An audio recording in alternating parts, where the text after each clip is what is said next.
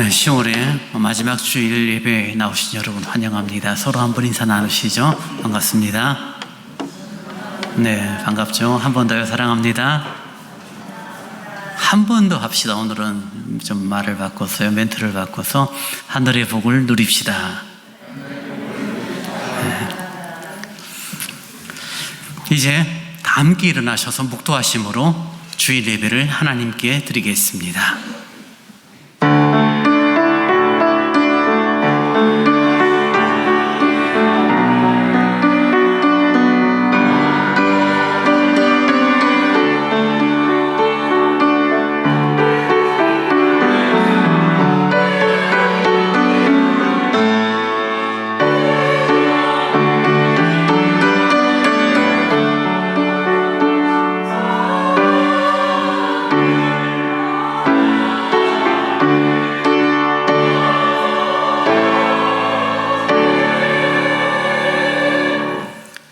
진리를 따르는 자는 빛으로 오나니 이는 그 행위가 하나님 안에서 행한 것임을 나타내려 함이라 하시니라. 자비로우신 주님 고맙습니다. 진리를 알게 하시고 진리 안에 행할 수 있는 믿음을 주시니 감사합니다. 10월의 5째 주일을 예비합니다. 성령님 감동하여 주사 영과 진리로 주를 높이는 귀하고 복된 시간, 그래서 하늘의 복을 누리는 아름다운 시간이 되도록 인도하여 주옵소서. 예수님 이름으로 기원하옵나이다. 아멘. 찬송 39장을 찬양하시겠습니다.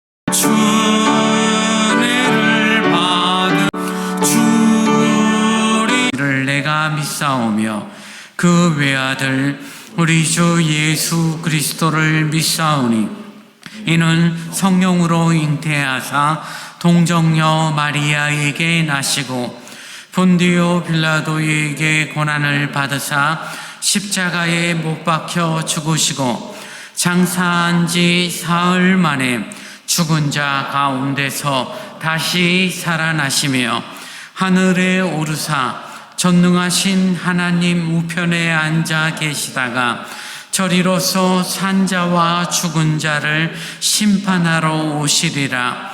성령을 믿사오며 거룩한 공회와 성도가 서로 교통하는 것과 죄를 사하여 주시는 것과 몸이 다시 사는 것과 영원히 사는 것을 믿사옵나이다.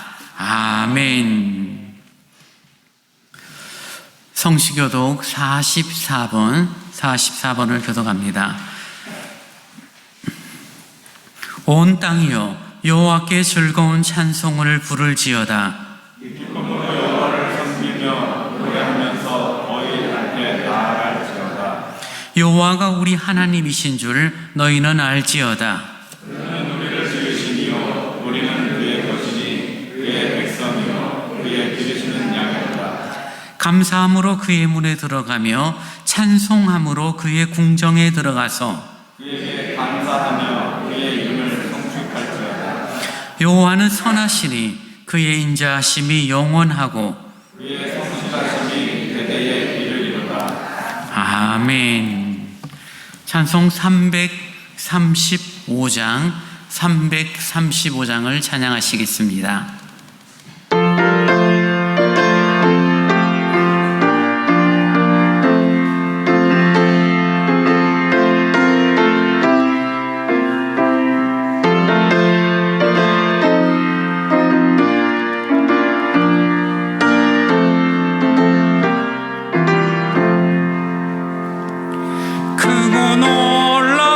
평화가 내게 있네 이 세상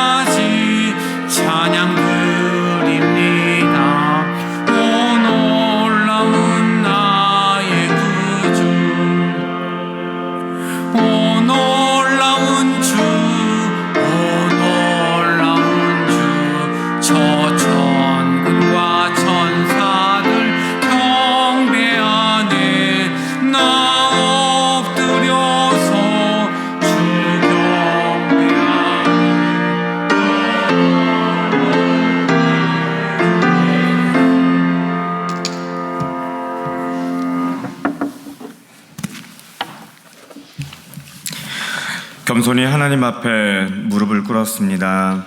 수많은 사람 중에 우리를 택하시고 불러주시니 감사드립니다.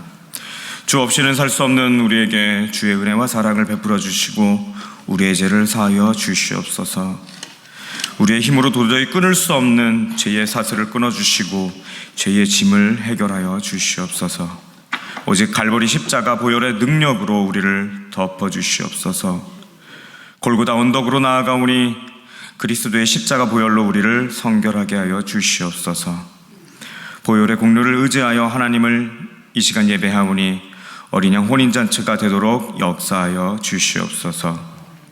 사랑의 하나님, 교만이 패망의 선봉이며 지름길이라는 말씀을 기억하게 하여 주시옵소서.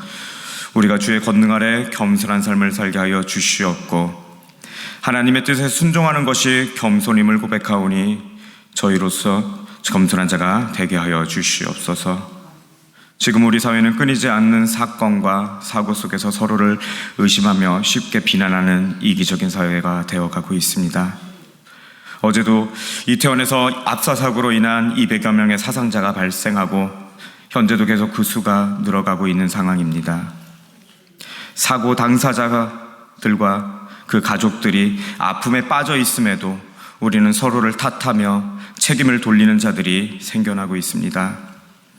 먼저 사고 당사자와 가족들의 영혼과 심령을 위로받게 하여 주시옵고 그들이 주 앞에 나오게 하여 주시옵소서. 우리들은 다른 사람을 존중하고 스스로를 내세우지 않는 이해하는 온기가 온 세계에 충만하게 하여 주시옵소서. 그리하여 겸손한 자들을 붙드시는 하나님의 능하신 손으로 하루하루를 살게 하여 주시옵소서.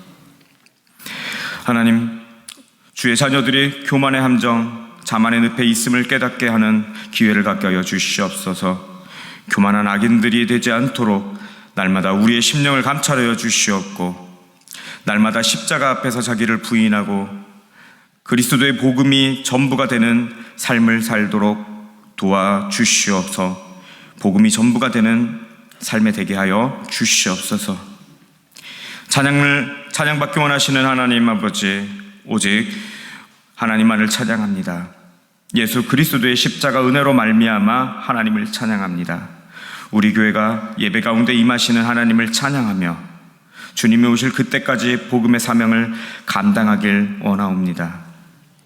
이 시간 단위에 세우신 정준호 목사님을 기억하여 주시옵고 주의 능력으로 주의 말씀을 전하게 하여 주시오니 주의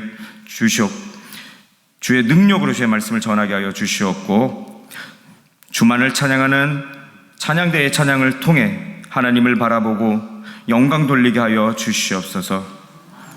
또한 이 예배를 준비한 모든 성도들을 축복하여 주시옵고 이 예배 끝나는 시간까지 함께 하실 것을 믿사오며 이 모든 말씀 우리 주 예수님의 이름으로 감사하며 기도드립니다.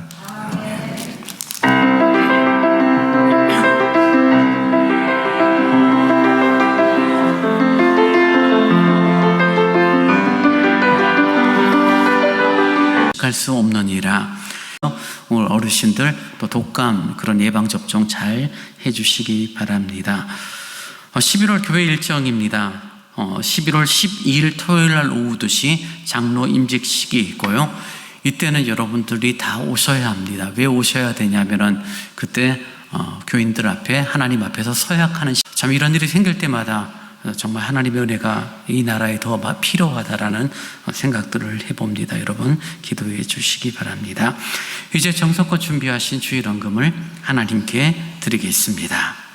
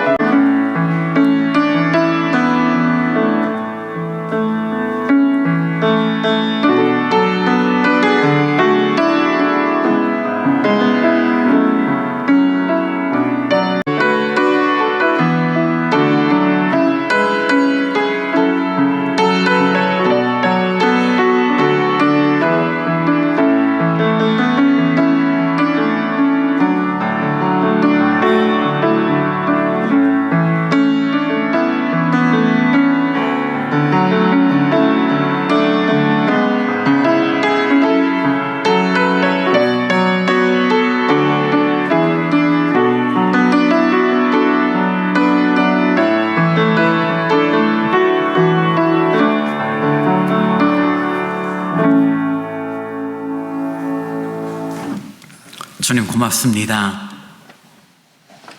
10월의 다섯째 주일을 예배하는 저희들에게 삶의 은혜를 허락하신 것 참 감사합니다. 수고하고 애써 땀의 열매를 걷게 하시고 하나님 앞에 11조헌금으로 감사의 헌금을 또 여러 목적 헌금을 드릴 수 있도록 도우시니 참 감사합니다. 주님, 헌금을 드릴 때마다 이 물질로 살아가는 인생처럼 보이지만 물질이 아닌 은혜로 살아가는 인생임을 저희들이 고백하는 신앙이 있기를 원합니다. 혼탁한 이 시대 하나님의 은혜가 있어 지금 나의 삶이 있음을 고백하는 구체적인 믿음의 행위가 이 헌금이 되어지기를 원합니다.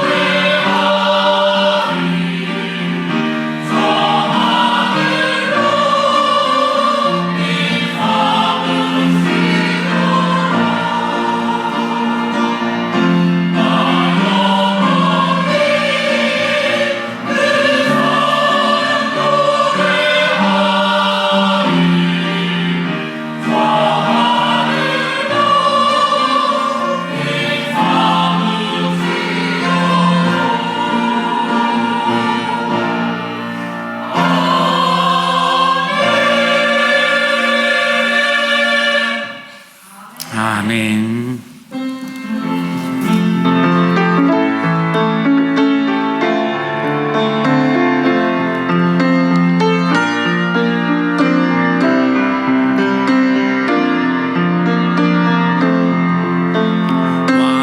왕이신 나의 하나님, 내가 주를 높이고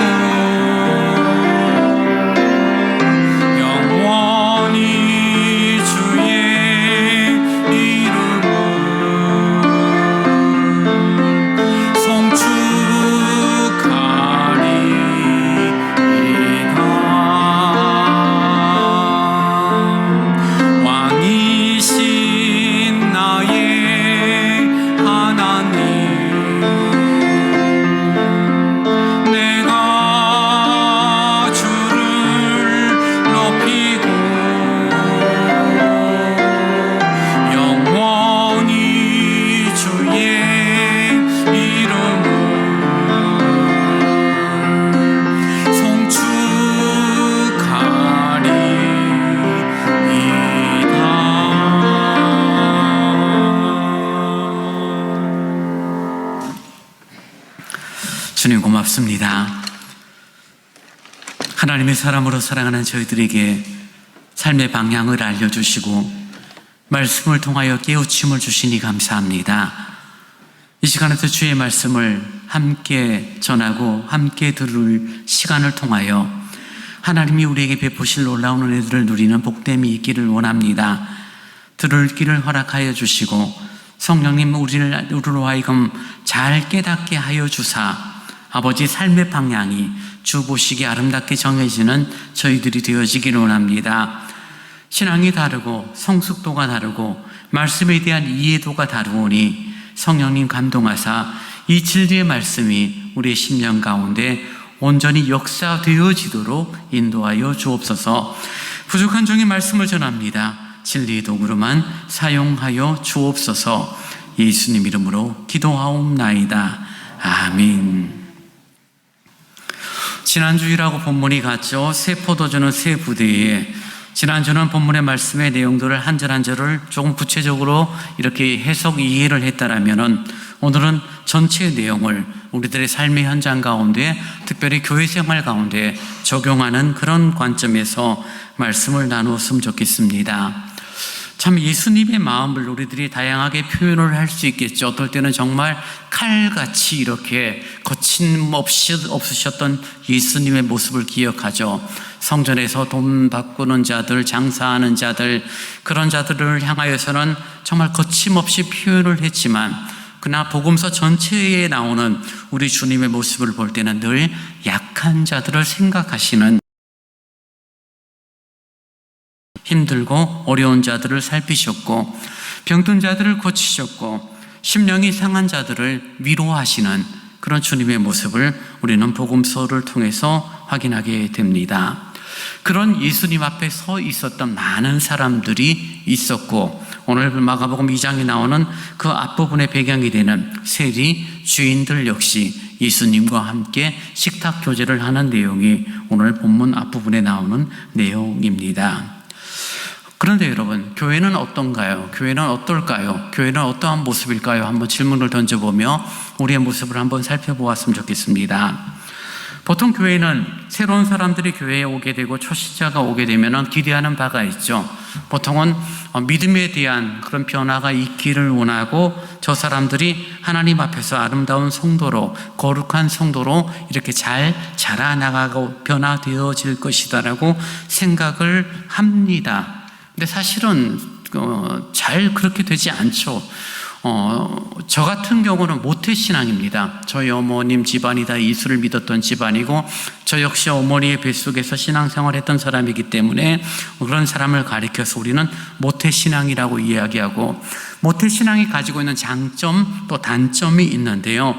그 중에 단점을 말한다면 나중에 예수를 믿은 사람에 대한 이해도가 매우 낮다는 것입니다. 예를 들어서 나이가 30, 40쯤 돼서 결혼해서 어느덧 나이 50, 60이 넘어서 처음 교회에 오신 분들을 이해하고 그들을 대하는 태도들에 대하여 매우 이해도가 낮은 경우들이 모태신앙이 가지고 있는 사람들의 특징입니다. 왜요? 어릴 때부터 교회 생활을 당연하게 했고 교회에 오면 당연히 이러는 거야. 신앙생활은 당연히 이렇게 하는 거야. 모태신앙은 헌금에 대한 거부감이 별로 없어요. 당연히 어릴 때부터 용돈 받으면 11조를 했고 조금 수익이 있었으면 11조를 했으니 헌금 생활에 대한 거부감도 없죠. 근데 나이 40, 50 넘어서 처음 교회 생활을 하게 되면 예배가 힘들지만 헌금 생활에 대해서 매우 부담을 느끼는 그런 사람들을 잘 이해를 하지 못하는 거죠. 저 사람 헌금하면 되지 왜 안 할까? 믿음이 없을까? 그런 표현들을 하고 있는 그런 모태신앙이 가지고 있는 단점들입니다. 교회 생활하면은 우리는 획기적인 변화를 기대합니다. 악했던 사람들이, 거짓말을 많이 했던 사람들이, 술, 담배를 즐겨 했던 사람들이, 정말 세상에서는 손가락질을 당했던 사람이 저 사람이 이제 신앙생활, 교회 생활을 하기로 했대라는 이야기를 들을 때 우리는 어떤 마음을 갖죠? 뭔가 놀라운 변화가 있을 것이다라고 생각합니다. 마치 사도행전에 나타난 바울이 예수 그리스도를 다메섹 도상에 만난 이후 그가 획기적으로 변했던 것처럼 예수님의 제자가 되고 즉시 거룩한 성도가 되어질 것처럼 생각을 하는 경향들이 있지만 사실은 그렇지 않습니다. 물론 우리가 사람들에게 바른 신앙의 길을 알려주고 또 그런 방향을 설명하는 것은 옳습니다. 요한복음 8장에서 가늠하다가 현장에서 잡혀온 여인에게 예수님은 말하죠. 나는 너를 정죄하지 않는다. 그러니 그냥 가서 계속 그렇게 살아라 라고 말씀하지 않죠. 주님은 정죄하지 않지만 이렇게 말합니다. 나도 너를 정죄하지 않는다. 그러나 가서 더 이상 죄를 짓지 말라라고 주님은 말씀을 하십니다. 다른 사람을 비판하고 정죄하지는 않아요. 정죄하고 비판하지 않는다라고 해서 잘못된 길을 걷는 사람들, 악을 저지르는 사람들, 추한 모습을 보이는 사람들에 대하여 그래 계속 그렇게 살아라고 말하는 것이 아니라 주님은 뭐라고 말씀하신다고요? 가서 다시는 그러지 말라라고 주님은 바른 방향을 분명히 설명하고 있다라는 것입니다.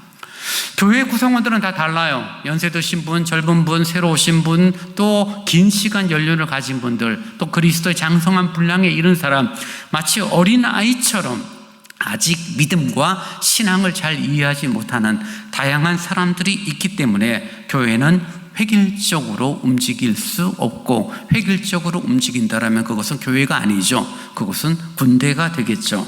그러니 교회 안에선 다양한 사람들이 있고 다양한 사람들의 변화와 신앙의 성숙을 우리들이 기대는 하고는 있지만 말처럼 그것이 한 번에 단번에 확 변하는 것은 아니다라는 것을 우리는 좀 이해할 수 있어야 합니다. 성경 고린도전서 13장에 보면은 13장을 가리켜 우리는 사랑장이다라고 표현을 합니다. 사랑은 이렇게 시작하는 표현이 길게 나오죠. 근데 여러분, 제일 먼저 사랑은 언제나 그다음 뭐죠? 뭐가 나오죠? 사랑은 언제나 뭐 좋은 말이 많을 텐데 제일 첫 번째 나오는 단어가 뭐죠? 사랑은 언제나 오래 참고. 참 오래 참는 게 힘든 게 교인들이에요. 신앙인들이, 믿음인들이, 교회 다니는 사람들 오래 참는 게 힘들어요. 왜요? 분명하게 옳고 그름을 알고 있고 옳고 그름을 아니 옳은 것은 말해야 되고 그른 것은 틀렸다라고 말해야 되는데 그걸 참고 있으려니 속에 불이 나죠. 그러니 오래 참지 못하죠. 시간이 필요합니다. 시간이 있어줘야 합니다.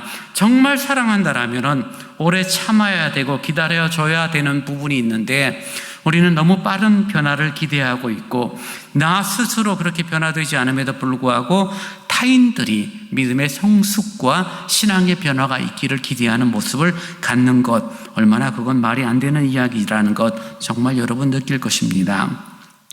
우리들이 사랑을 알고 있고 믿음을 알고 있고 신앙을 알고 있으면서도 불구하고 오래 참지 못하고 우리들이 급한 마음으로 다른 사람의 시비거리를 만들어버리는 모습들이 교회 가운데 참 많죠. 사도 바울은 로마서 14장 1절 이하에 이렇게 말합니다. 세 번역을 보니까 이렇게 표현되고 있어요. 여러분들은 믿음이 약한 이를 받아들이고 그의 생각을 시비거리로 삼지 마십시오. 어떤 사람은 모든 것을 다 먹을 수 있다고 생각하지만 믿음이 약한 사람은 채소만 먹습니다. 먹는 사람은 먹지 않는 사람을 업신여기지 말고 먹지 않는 사람은 먹는 사람을 비판하지 마십시오.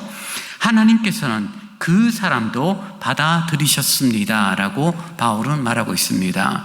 교회 안에 구성원이 있고 신앙이 성숙한 사람이 행동하는 자유로움이 있고 신앙이 아직 성숙하지 못한 사람들은 교회의 규정들이 있죠. 교회의 기준들이 있으니 거기에 무언가 조금 이렇게 엄격하게 적용되어지는 불편함이 있을 수 있는데 그런 내용들을 가지고 서로를 비판하는 것은 옳지 않다라고 말합니다.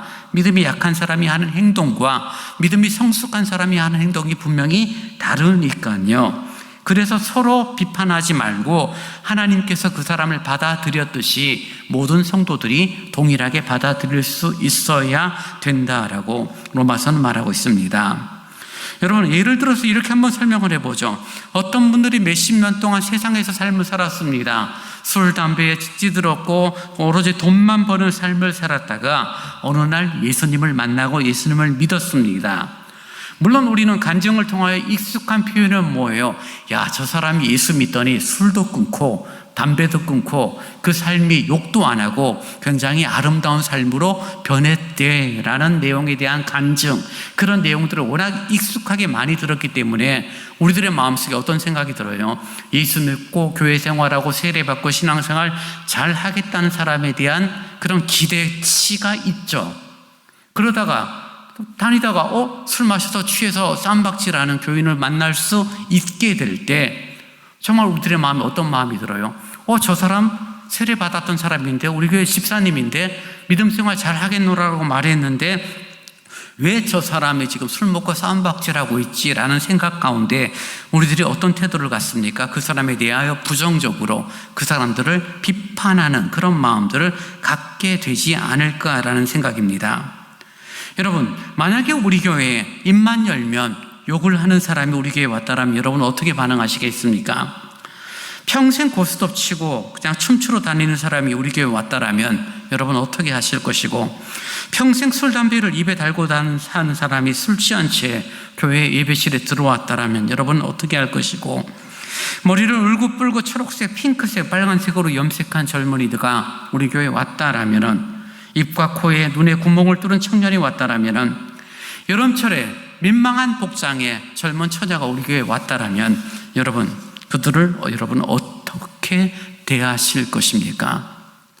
하나님 앞에 예배하러 왔으니 예배에 대한 당연한 부분임에도 불구하고 눈에 보이는 거슬림, 무언가 불편함들, 정령화된 신앙인의 모습들, 남자들은 정장을 입고 여자분들도 정장을 입고 단정한 모습을 갖고 하나님을 예배하는 모습을 갖는 것이 우리는 당연하다라고 생각했는데 시대는 점점점 흘러가고 시대는 점점 이상해지는 것 같아요. 그러다 보니 교회에 오는 부분에 대한 태도들, 마음들도 사람마다 다 달라요. 예전에 있었던 교회에서 경험했던 내용입니다. 한 15년쯤 전이었는데요. 교회에서 어떤 분들이 예배 시간에 모자를 쓰고 하나님 앞에 예배하러 온 젊은 청년이 있었습니다. 가운데 복도로 와서 중간쯤에 앉았어요. 그럴 수 있다라고 생각을 했죠. 근데 옆에 있던 어느 권사님이 가서 뭐라고 한마디를 하셨던 것 같아요. 그 청년이 벌떡 일어나더니 그 집으로 돌아가 버렸습니다. 자신의 발로 예배당을 찾아왔고 하나님을 예배하러 왔는데 어떤 이유인지 돌아갔고, 나중에 그 권사님을 제가 잠깐 뵙고 물었어요. 권사님, 무슨 말씀 하셨길래 저 사람이 저렇게 좀 불편한 표정을 짓고 돌아가는지 모르겠습니다 라고 하니까, 목사님 저 잘못한 거 없어요. 아니요, 권사님 잘못을 말하는 게 아니라 혹시 무슨 이야기 하셨어요? 하나님 앞에 예배하러 왔으니 모자 벗었으면 좋겠습니다. 그 말 딱 한마디 말고는 한 게 없대요. 하나님 앞에 예배하러 왔으니 모자 벗으시면 좋겠습니다. 그 말 한마디를 했는데 그 젊은 청년이 기분 나빠하고 예배당에서 나가버린 일이 실질적으로 있었습니다. 저는 그분을 만난 적도 없고 그 청년이 어떤 상황인지 모르지만 요즘 시대 생각해보면 그런 생각이 듭니다. 젊은 청년이 하나님 앞에 예배하러 왔는데 모자를 쓰고 왔다. 여러 가지 이유가 있겠지만 제가 지금의 상식선에서 이해하는 부분은 하나예요. 하나님 앞에 예배하러 가고는 싶고 머리를 감고 정리할 시간은 없으니 일단 모르겠다, 모자 푹 눌러 쓰고 오는 그런 경우들이 젊은이들이 가지고 있는 일반적인 성수라고 저는 이해합니다. 실제 그 사람이 그랬는지 안 그랬는지 저는 모르겠어요.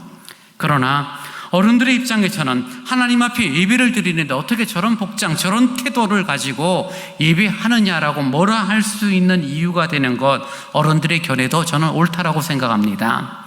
그러나 하나님을 예배하기 위해서 비록 머리를 감고 오지 않았으니 그냥 모자를 눌러 쓰고 온 그 청년의 태도가 잘못되었는 관점은 또 아니다라고 생각합니다.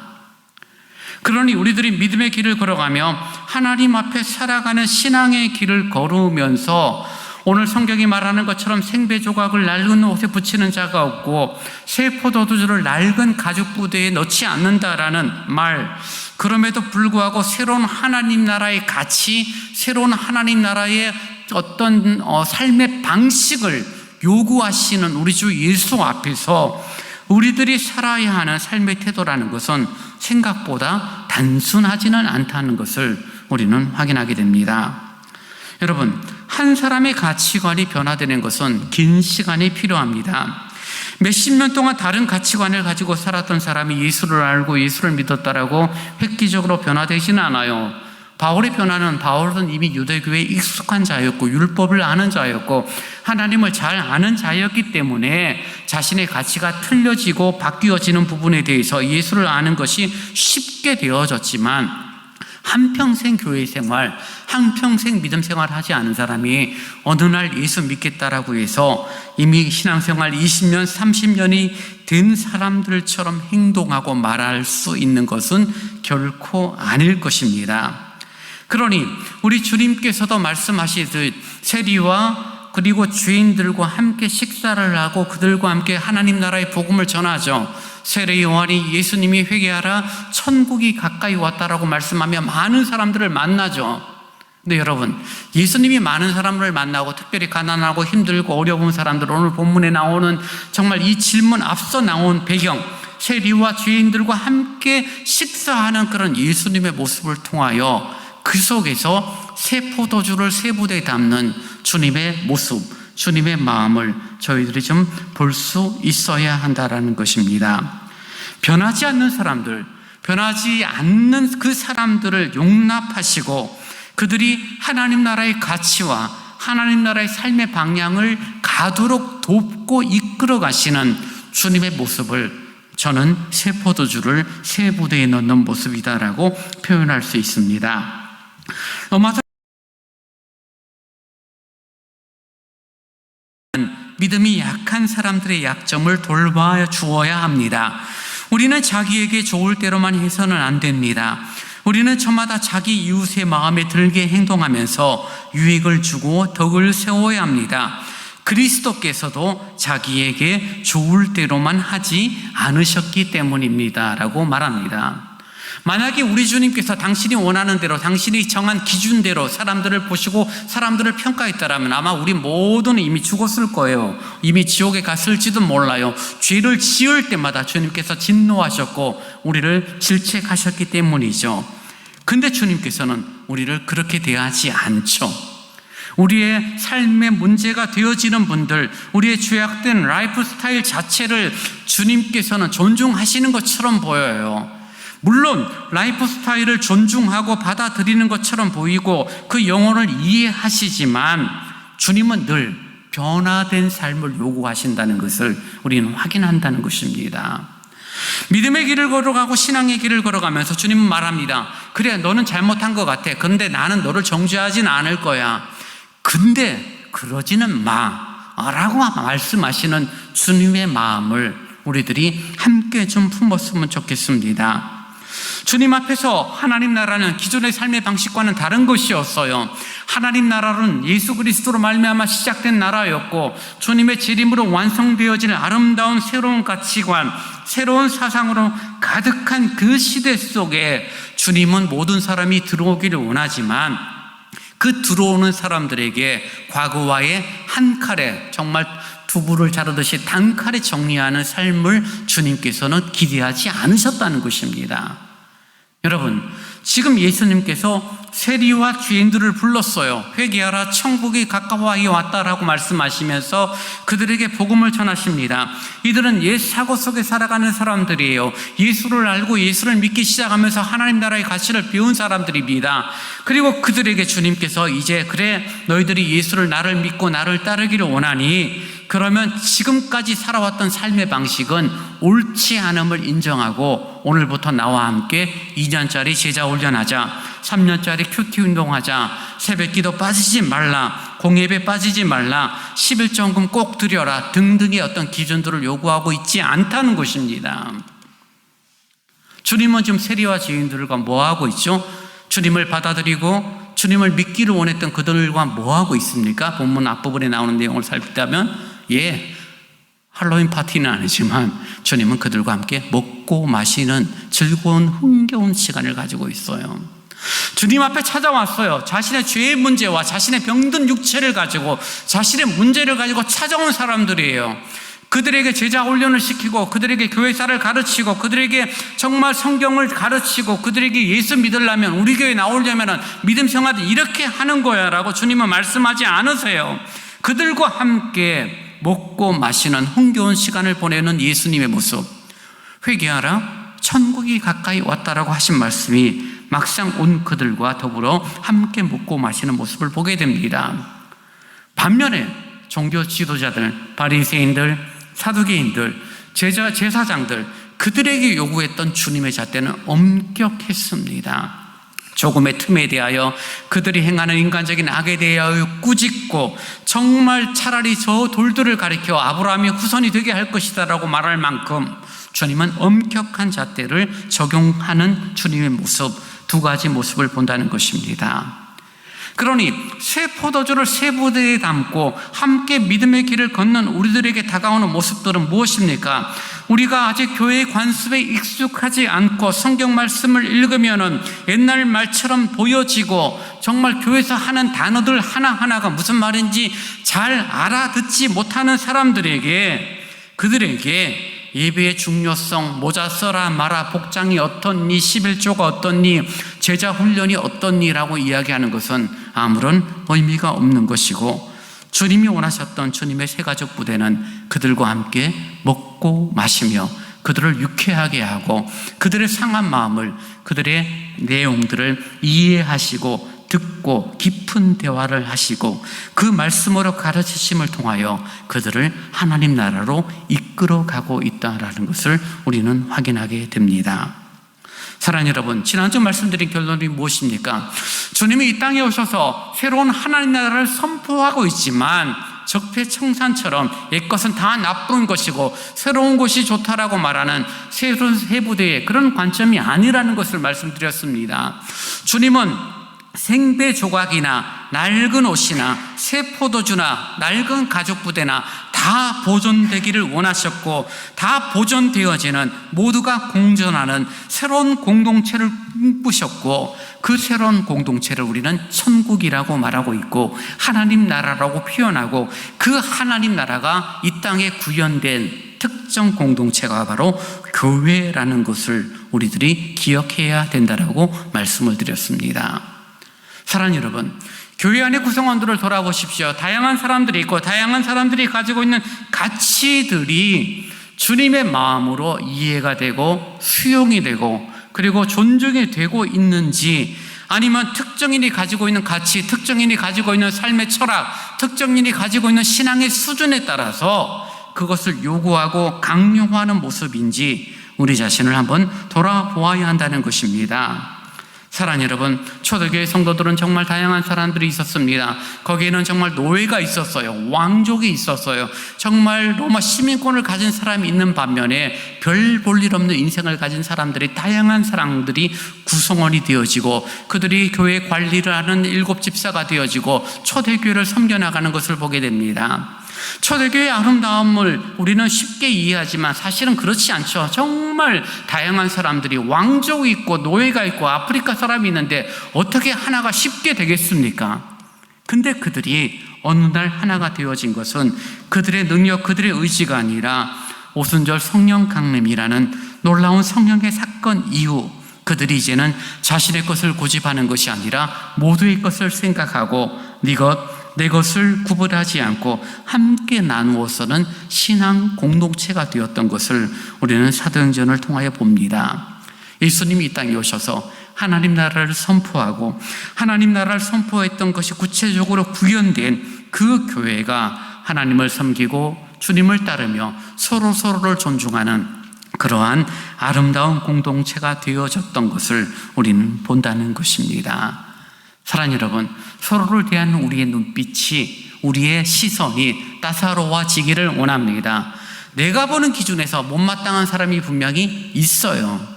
저런 행동은 정말 거슬리는 행동이 있어요. 어떤 사람은 모범생 증후군을 가진 사람이 있죠. 늘 규칙적이고 정해진 틀 속에서 바르게 살아가는 것이 편한 사람이 있어요. 그런 사람은 일탈 행위를 하는 사람은 꼴을 못 보죠. 죄송한 표현이지만 제가 좀 그런 기질이 있어요. 그래서 뭔가 좀 규칙들을 어기고 다르게 행동하는 사람은 좀 마음이 되게 불편해요. 젊을 때는 불편한 게 아니라 분노를 했었고요.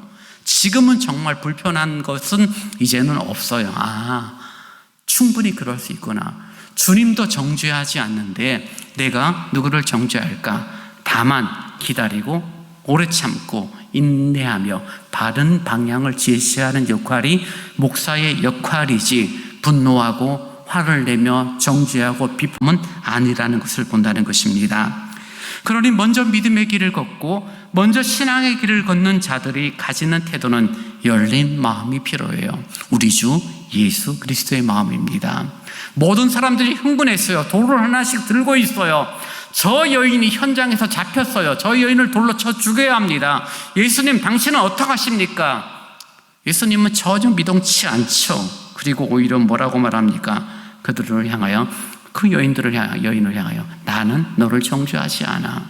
그런데 그러지 마 라고 말씀하시는 주님의 열린 마음을 갖고 새 가죽 부대에 새 포도주를 넣는 하나님 나라의 가치를 실현하는 믿음의 길을 저와 여러분이 함께 걸어갈 수 있었으면 좋겠습니다. 사랑하는 여러분, 세리와 죄인들을 데리고 주님이 하신 말은 회개하라 천국이 가까이 왔다라고 말씀하셨지만 훈련은 아니었어요. 그들은 엄격한 기준 잣대 도덕 윤리를 적용시키지도 않으셨어요. 그저 함께 먹고 마셨어요. 교회가 그래야 되느냐? 예, 그래야 되죠. 물론 여러분, 먹고 마시는 것이 목적은 아닙니다. 우리가 세상을 향하여 열린 눈높이를 가지고 그들의 눈높이에 맞추어서 교회 공간들이, 교회 시설들이 사용이 되어지고 세상에서 가장 기쁘고 즐겁고 적어도 저기 가면은 내가 마음이 상하지 않아 편한 장소, 그곳이 바로 교회가 되어져야 되고, 교회의 관습을 전혀 알지 못하는 세상의 사람들까지 얼마든지 너끈히 담을 수 있는 새 부대를 갖는 공동체, 바로 신앙의 공동체, 하나님의 교회, 서울대광교회가 되어져야 할 줄 믿습니다.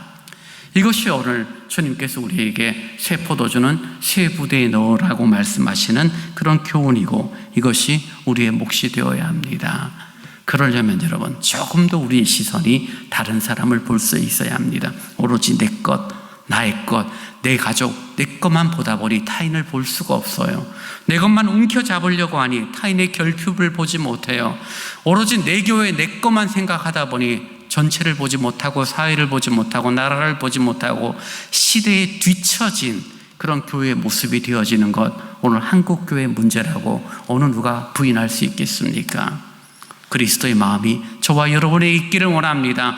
옳고 그름을 분별하는 마음을 넘어서서 그름에도 불구하고 그 그름이 옳음으로 바뀌는 시간을 인내할 수 있고 기다려줄 수 있고 오래 참을 수 있고 그것을 인도해 줄 수 있는 그런 넉넉함이 우리 가운데 있어 이 신앙공동체라는 서울대왕교회에서 복음의 역사 한 영혼 영혼이 거듭나며 하나님의 아름다움으로 든든히 서는 그 복됨이 누려지는 저와 여러분의 교회 서울대강교회가 되어지기를 원합니다. 주님이 용납하셨으니 나도 용납하고, 주님이 나를 사랑하셨으니 나도 사랑하노라, 그 마음을 갖고 새 포도주를 새 부대에 담는 수고를 아끼지 않는 저와 여러분이 될 수 있기를 원합니다.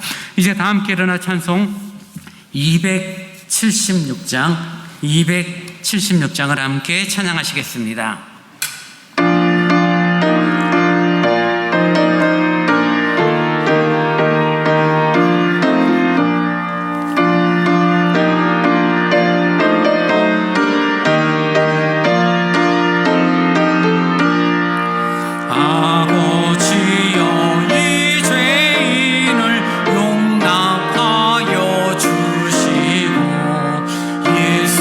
예수님의 이름으로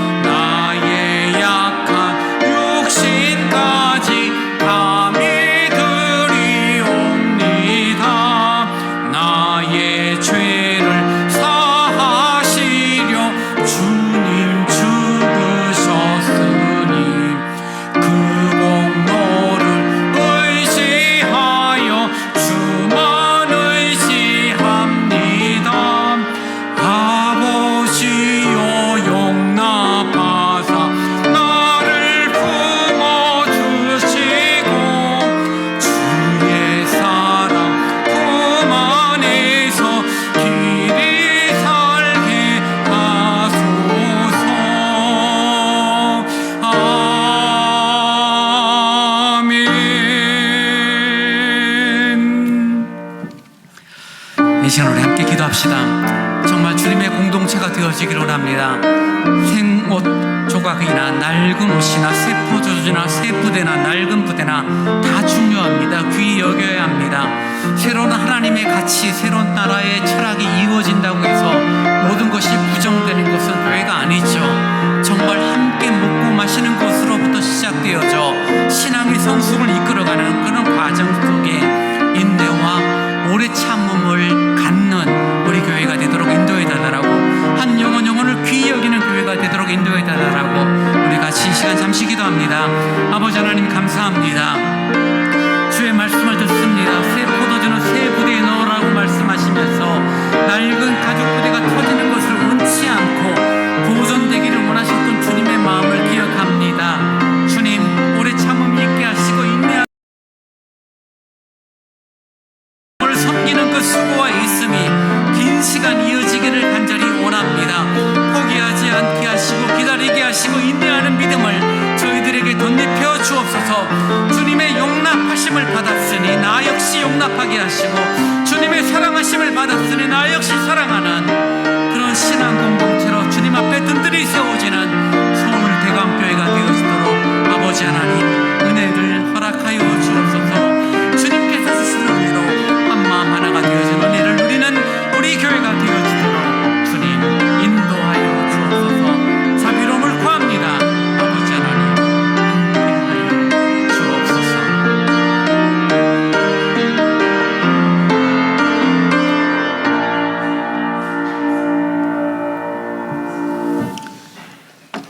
지금은 우리 주 예수 그리스도의 은혜와 우리 아버지 하나님의 무한하신 사랑하심과 성령님의 함께하시며 위로하시며 교제케 하심이 주의 말씀을 따라 모든 것들이 보존되기를 원하시는 마음을 품고 한 영혼 귀히 여기고 존중하며 인내하는 믿음의 길, 아름다운 신앙의 공동체를 세워나가기를 다짐하는 오늘 예배 참여한 모든 성도들, 그리고 가정에서 온라인 예배로 참여하는 성도들을 위해 이제로부터 영원토록 함께 있을지어다.